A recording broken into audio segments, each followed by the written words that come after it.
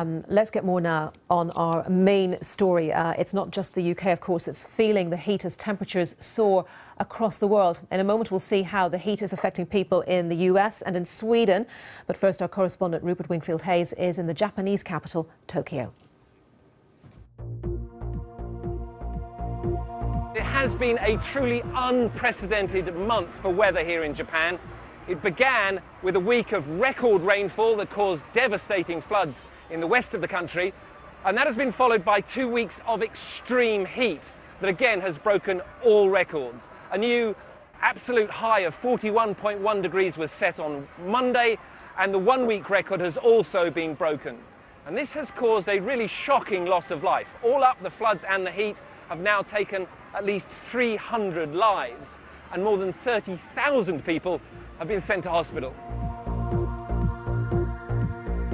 Here in North Texas, we have been dealing with a heat wave for almost 2 weeks now. We've had 10 days of 100 degrees, all the way up to 109. Numerous records have been broken. And in addition to that, conditions are extremely dry.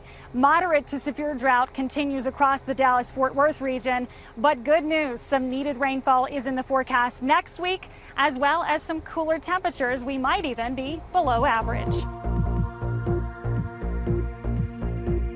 Stockholm's usually one of the most visibly green cities in Europe. About 40% of it's made up of parks, but a lot of it is now yellow and crispy after the hottest July since records began. Sweden simply isn't set up for high temperatures. The buildings are designed to insulate, keep people warm in the snowy winters. Very few offices have air conditioning.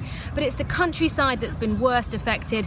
The worst wildfires for decades are still being tackled by firefighters from around the EU after Sweden called for international assistance. And more hot weather's on the way in the coming week.